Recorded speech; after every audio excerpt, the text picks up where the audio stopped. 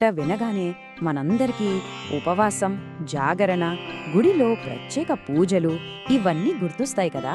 కాని అసలు ఆ ఒక్క రాత్రికే ఎందుకంత ప్రాముఖ్యత? ఆ చీకటిలో దాగి ఉన్న వెలుగు కథలేంటో గెలెన్ ఈరోజు మనం వివరంగా చూద్దాం. మహాశివరాత్రి అంటే కేవలం శివుడికి ఇష్టమైన రాత్రి అని అనుకుంటాం, కాని అది మాత్రమే కాదు. ఈ రాత్రి వెనుక సృష్టిని నిలబెట్టిన ఒక గొప్ప త్యాగముంది, ఒక దివ్యమైన కలయిక ఉంది, అనంతమైన శక్తి ప్రదర్శన ఉంది. ఇలాంటి ఎన్నో అద్భుతమైన గాథలున్నాయి. రండి వాటిని ఒక్కొక్కటిగా తెలుసుకుందాం. ముందుగా మొదటి కథ. ఇది అన్నింటికన్నా చాలా ముఖ్యమైన కథ.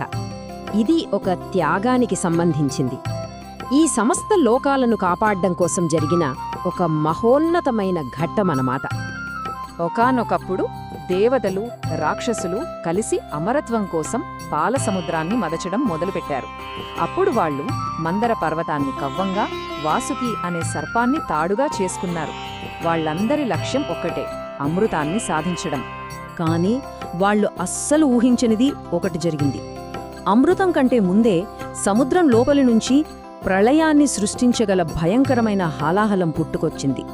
దాని వేడికి, దాని విషానికి ముల్లోకాలు అల్లకల్లోలమైపోయాయి. ఇక దేవతలు, రాక్షసులు ప్రాణభయంతో పరుగులు తీశారు. మొత్తం సృష్టే నాశనమైపోతోందేమో అనిపించింది. ఆ సమయంలో ఎవరూ ముందుకు రాలేని ఆ పరిస్థితిలో ఆ లయకారుడే రక్షకుడిగా మారాడు. లోక కళ్యాణం కోసం ఆ భయంకరమైన విషాన్ని తీసుకుని దాన్ని తన గొంతులోనే ఆపేశాడు. ఆ విష ప్రభావంతో ఆయన కంఠం నీలం రంగులోకి మారిపోయింది. అందుకే అప్పట్నుంచి ఆయన నీలకంఠుడయ్యాడు. ఆ నీలి మచ్చ ఆయన త్యాగానికి, ఆయన కరుణకు నిలువెత్తు నిదర్శనం. ఈ రాత్రి ఆ మహాత్యాగాన్ని మనం గుర్తు చేసుకునే రాత్రి. ఇక రెండో కథకు వద్దాం. ఇది ఒక కలయికకు సంబంధించింది. విధ్వంసం నుంచి సృష్టివైపు మనల్ని నడిపించే ఒక దివ్యమైన పెళ్లి కథ. మహాశివరాత్రి రోజే శివపార్వతుల వివాహం జరిగిందని పురాణాలు చెబుతున్నాయి. అయితే ఇది కేవలం ఇద్దరు దేవతల పెళ్లి మాత్రమే కాదు. దీని వెనుక ఒక గొప్ప తాత్వికమైన అర్థం కూడా దాగి ఉంది. ఇక్కడ చూడండి, శివుడిని స్థిరమైన, శుద్ధమైన చైతన్యానికి అంటే కాన్షియస్నెస్కు ప్రతీకగా భావిస్తారు. అదే పార్వతీదేవిని ప్రకృతి అంటే కదిలే, సృష్టించే శక్తి, ఎనర్జీకి రూపంగా కొలుస్తారు. ఈ చైతన్యం, శక్తి కలిసినప్పుడే సృష్టి అనేది సాధ్యమవుతుంది.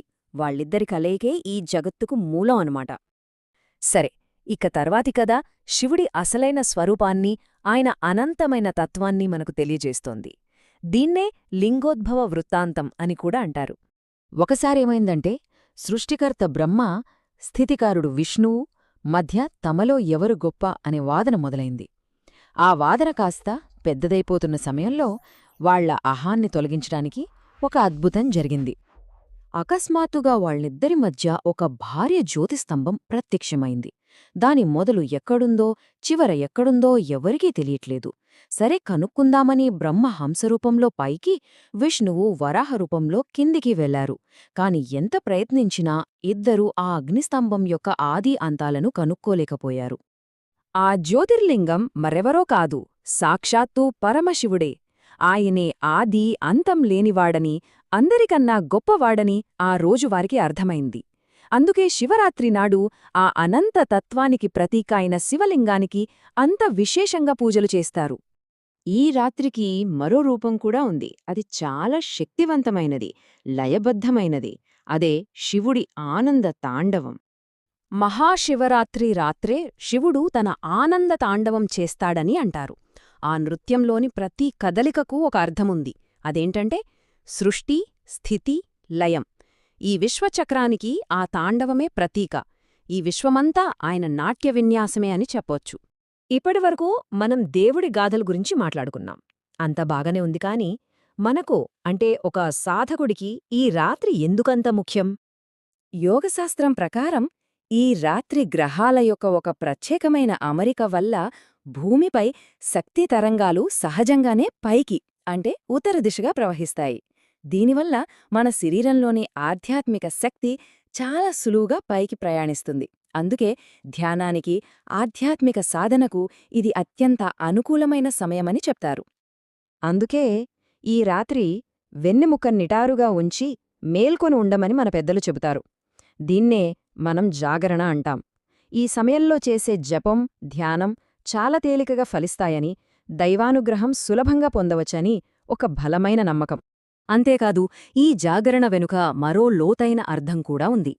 లోకాలను కాపాడటానికి శివుడు విషాన్ని మింగి రాత్రంతా కంటిమీద కునుకులేకుండా ఉన్నాడు కదా, ఆ మహాత్యాగాన్ని గౌరవిస్తూ ఆయనకు తోడుగా భక్తులు కూడా ఈ రాత్రి మేల్కొని ఉంటారన్నమాట. త్యాగం, కలయిక, అనంతమైన శక్తి. ఈ పురాణగాథలు కేవలం పాత కథలు కావు. అవి మన జీవితానికి దారిచూపే మార్గదర్శకాలు. ఈ శివరాత్రి వేళ ఈ కథలు మనకు ఏం గుర్తుచేస్తున్నాయో ఒక్క క్షణం ఆలోచిద్దాం. అందరికీ మహాశివరాత్రి శుభాకాంక్షలు.